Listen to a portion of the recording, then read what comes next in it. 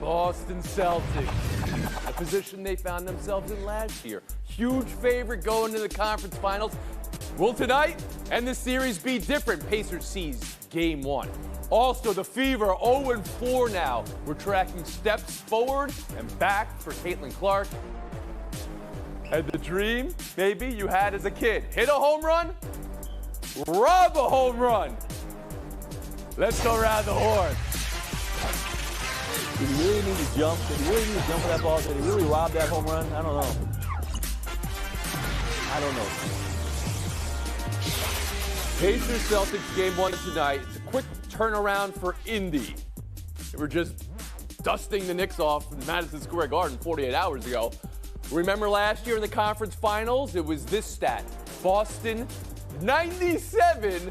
Miami, 3% chance. It was ludicrous. It was ludicrously wrong. This year, Boston, 76%. Indy, 24%. Season series was close. 3-2 Boston. Israel Gutierrez around the horn to you. Number one thing you're tracking to tell you how this series will go. Well, I'm tracking it from the Indiana Pacers perspective, at least based on comparing what they did to the Knicks, right? Because you had the Pacers and their point guards really making life difficult, or Aaron Nesmith as well, making life difficult for Jalen Brunson. Will they be able to do the same thing for the primary scorers of Boston, Jason Tatum and Jaylen Brown? It doesn't really feel like they can. And then you start thinking about Pascal Siakam. He basically took advantage of smaller wing players, two guards against the Knicks, did his damage in the middle of the floor. Can he do that against bigger defenders? I'm not sure he can do that, at least not as consistently. And then you look at leaving it then to Tyrese Halliburton being, the head of the snake, the point guard that creates everything. Now you're talking about him being defended by the likes of Drew Holiday and Derek White. That's going to be a lot more difficult for him to get his numbers, for him to get where he wants to on the floor. So when you look at all those things and what give the Pacers trouble, I don't see a flip side happening. I don't see the Boston Celtics having that much trouble with their normal offense. And this is a Pacers team that was literally last in the league in opponents' field goal percentage. So they're going to let you get some efficient nights. Whether they're not going to let you get a bunch of threes, but they're going to let you get efficient shooting nights. And the Celtics have their variety of offense is so great. They don't need just three-point shooters. So I have a hard time seeing a path for the Pacers to win. All right, you started with focus on Indiana, but then you end with hard path to victory for the Pacers. David Dennis Jr., the number one thing you're tracking, Celtics-Pacers. Well, first I want to start with a little bit of tidbit. A couple shows ago, Kevin Clark beat me in the showdown, so I have to note that this is a 6 seed versus 1 seed. The last time that happened, the Houston Rockets swept the Orlando Magic in 1995. Just wanted to shout that out to Kevin Clark. But here's the thing that I would like to talk about You went a long way for that, but I series. appreciate it. Go ahead. Sometimes it's got to be a little bit petty, you know what I'm saying? So about this series, this is about the fact that the Boston Celtics need to show that they are the buzzsaw that we have been waiting. They've had too many lulls throughout these series that they need to show that they can just wipe out a team. They're better than this team. These are the two most efficient offenses that we have ever seen. But on the other side, that the Celtics have the defense with Holiday, with White to give Halliburton some trouble. I expect this to be a sweep. This might go 5 if the Pacers have one of those games that they have. Might go 5 is as far as you're willing to go. It might go 5 because the Pacers have had 7 games where they've scored 120 points and 30 assists, and that's 67% game 7 in Madison Square Garden. They have these heaters, but the Celtics are just too good. They shouldn't make short work of this Pacers squad, and just have some rest in the Bill final. Plaschke, number one thing that decides Celtics-Pacers. Oh, I'm seeing this. Hoosiers, the sequel. Pascal Siakam is going to be Jimmy Chitwood, and the Celtics are going to get caught watching the paint dry. This is an upset. This is going to happen. You went a long way for that, too. Okay, I see what you're doing here. But it's Hoosiers. You get it. Hoosiers in the – yeah, Siakam, I got you. plus 25 when he's on the court against the Celtics. They won't stop him. Porzingis is not healthy. They need Porzingis to win this series. They aren't going to have him healthy. At least for 2 games. Okay. Horford is old, and the Pacers are better coached, and they've been through more. What's Boston? Boston's beating the Miami team without Jimmy Butler. They have won games with Cleveland without Donovan Mitchell, without Jared Allen. Don't look to see who Indiana has beaten their 2 rounds and who's been missing in those series, Bill Plaschke. We'll get back to you for a second. Kevin Clark, I turn to you, the number one thing that decides Pacers Celtics. It's pace. To piggyback off of David's point, the Magic and the Pacers are about to have another thing in common. They're both about to be out of the playoffs for good. This will be over in 4 or 5 if the Pacers get lucky. I saw a quote from Tyrese Halliburton who said that they're changing the way that the NBA is thinking about how fast a team can play in the playoffs. You don't get to go into Steve Jobs, Thomas Edison mode until you've beaten a team like the Celtics, and they're not going to. I don't see a path forward here, just like as you said. I just don't see it. I mean, the Celtics held them way below their season averages in the regular season in 5 matchups. On the offensive end, they can score just as much as the Pacers. No team in the NBA averaged more three-pointers made against the Pacers than the Boston Celtics did. I just don't see a pathway here. Maybe they get lucky with one game, but the pace will not be. All right, Plaschke, you're back in. Indiana is a team that, don't forget, just won a Game 7 in Madison Square Garden. We're not going to forget that. It literally feels like yesterday, 2 days ago. They are not afraid. They're ready to go. They're going to win the series. Plaschke, love your picks before series, Bill Plaschke. We've been Horn. We'll move on. It was Sun 86, Fever 84. It's the game's deciding possession. Would Caitlin Clark get a chance to win it? No, double team from Connecticut on Clark. Aaliyah Boston laying the hoop, rims out, and Indy falls to 0-4. Microscope on the Fever struggle this year. Clark's adjustments. She had a logo 3 yesterday. She had a tech yesterday. Lindsey Gibbs in her Power Play newsletter from this weekend. Extremely normal for a rookie to struggle. A lot working against Clark. Clark will figure it out. The Fever will be okay. That doesn't mean it's easy to watch her struggle. To see the hot takes pour in, to almost feel people turning the channel in real time. Phil Plaschke, do you think Indiana's 0-4 start is a problem? No hot takes here. She's getting better. She scored or assisted on 17 of the 23 points in the fourth quarter. She's more comfortable with the court spacing. Her passes are better. She's acting tougher. It's going to take time. The only thing that concerns me is that I think her teammates are kind of concerned. You listen to Kelsey Mitchell after the game. She said that they had no identity, that social media wasn't their identity. They need to get an identity. And the inference is they're giving the ball to Caitlin too much, and the teammates are getting tired of it. I hope everybody has more patience. Whoa. How'd you, wait. Repeat that for me. I'll unmute you, of course. Just repeat that. How did you get to they're getting tired of Caitlin Clark from there? Kelsey Mitchell said we don't have an identity, and our identity is not based on social media, which everybody says. Social media says this is Caitlin Clark's team. I think the other players are lashing back at that, saying it's not her team. She has the ball too much in her hands. I hope they can show some more patience. Kevin, let's unpack now what Bill said, and in addition, the 0-4 start for the Fever and everything we just discussed. She's getting better. Their identity is going to be logo 3s, Bill. Like, it's going to be Caitlin Clark scoring a trillion points. She's still scoring more than the last 5 WNBA Rookies of the Year. Let's all relax here. She's growing. Their turnovers are a problem. The fact that she has the ball in her hands 7 minutes more than any other teammate is important. She has to learn the WNBA pace, space, all of that stuff. We have to just see how that goes. But this, to me, is compelling. We're going to see her get better in front of our eyes. If she had immediate success, that's one story. But her struggling a little bit, I think, is another story. I think it's a very compelling story. I'm not changing the channel. You think it's compelling and you're not turning away from it, even though there has been some struggle. Israel Gutierrez, to you. Yeah, the team is struggling, but if you look at Caitlin Clark and her numbers, she is by far the leading scorer on the team. She is by far the leading assist getter on the team. It's not like she's coming in and taking over for somebody who clearly had that role for this team. In fact, you look at last year's #1 pick. Why aren't we talking about Aaliyah Boston this year shooting 40% and not giving you what you're supposed to get from her on the floor? This is what we've been talking about. This is way too much of a focus on Caitlin Clark and looking at it as a negative when you look at her team, the team that had the #1 pick in the draft, and you look at Caitlin's short turnaround time from her hectic last year at Iowa to this sort of head of the snake situation with Indiana. Of course, things aren't going to be perfect. You have to let things play out a bit. But again, she is the leader of this team. Whether or not her teammates like that, it's going to be their best situation. Their identity is going to be how they play around this phenomenal score. They just haven't figured it out yet. I'm still trying to interpret how we got to a place where the teammates don't like this. David Dennis Jr., I'll bring you in here on what you've seen from Clark through 4 games and now the response.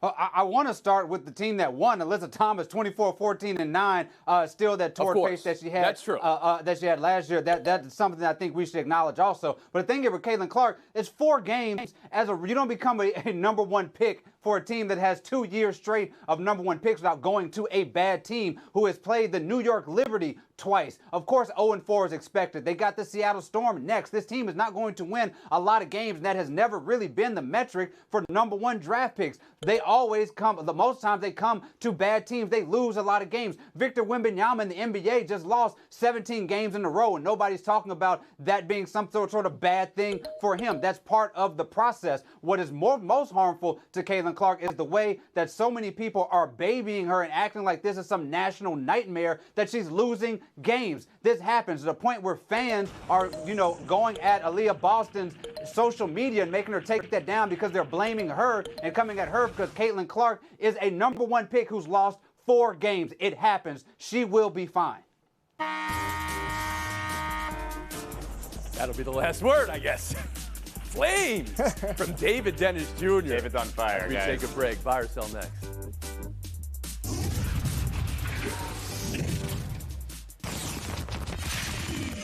Lakers head coaching interviews. Some are set already. J.J. Redick, James Borrego, Sam Cassell, and some expected to be set soon. David Adelman, Chris Quinn, Micah Nori.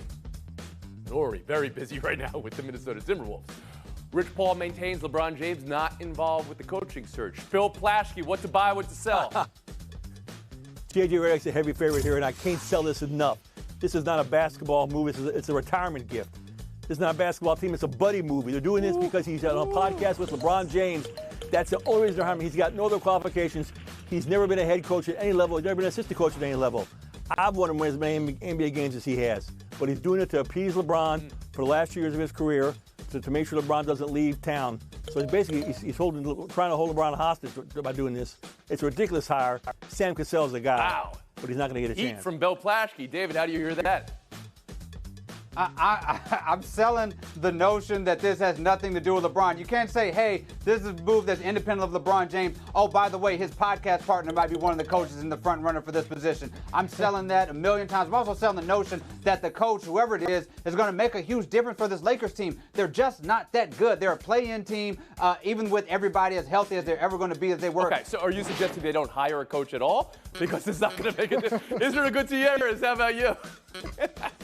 You want to win, hire Chris Quinn. I messed that up. But anyway, you don't want to hire J.J. Redick, and this has nothing to do with J.J. Redick and his abilities as a coach. They've just done this too many times. You hire a coach with a little bit of experience. They just did it with Darvin Ham and hope that it works. It's not going to work if you don't have the respect of everybody in the room. And I love J.J. Redick, like I said, but do you think he walks into that room just because he was a player for a long time and has the respect of the room, just because he's been on television or does his podcast with LeBron that he has the respect of the entire room? I don't think that's necessarily true. I think you have to have somebody with a little bit more experience there, especially if you're J.J. Redick and thinking that LeBron James is going to be there next to your side for 5 or 6 years. That's not going to happen. So you might be left with a broken down roster after a couple of years. It just feels like an ill fit for these two independent partners. Kevin Clark.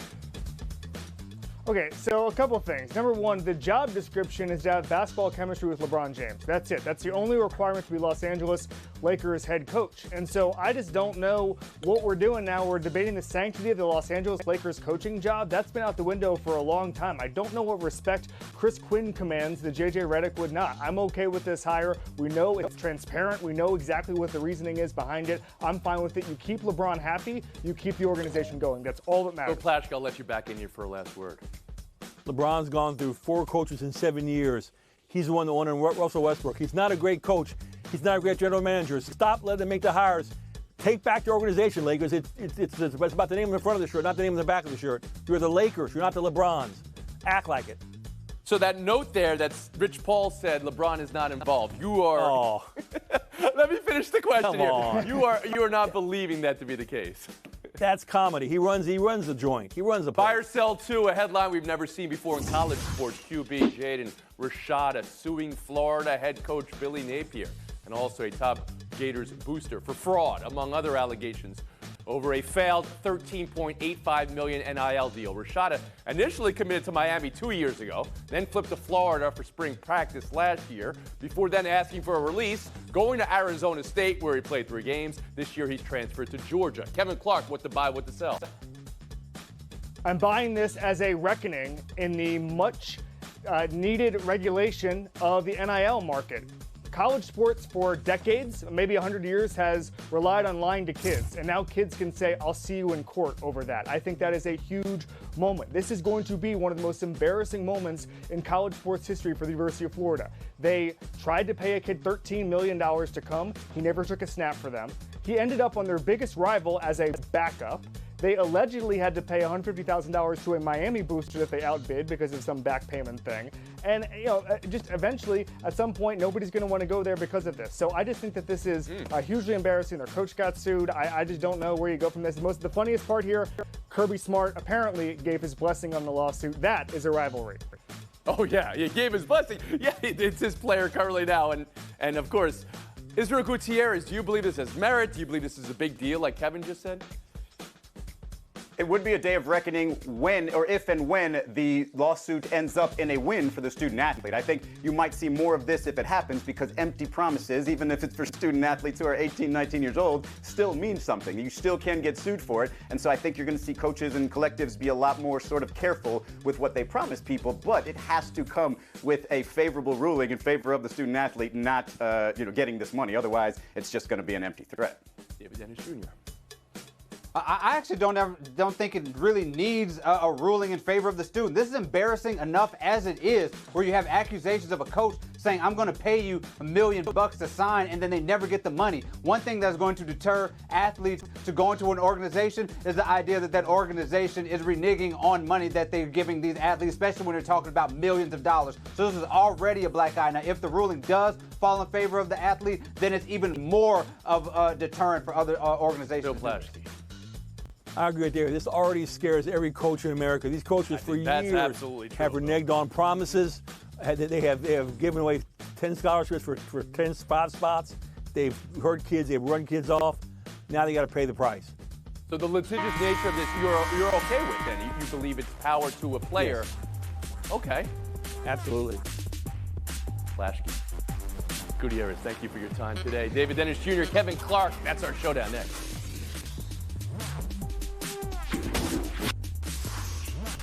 Oilers 3, Canucks 2, a road Game 7 win again. It was 3-0 on 3 second-period Edmonton goals, then got a bit sweaty late. David Dennis Jr. on what the Oilers showed you advancing to the conference final last night. They showed that they can win these critical games without Connor McDavid playing his absolute best. No points, 1 shot on goal. He had 3 games in this series without any points. Last year, he had 4 goals, 3 assists in the conference final. They're going to need something like that from him if they're going to compete with that Stars team.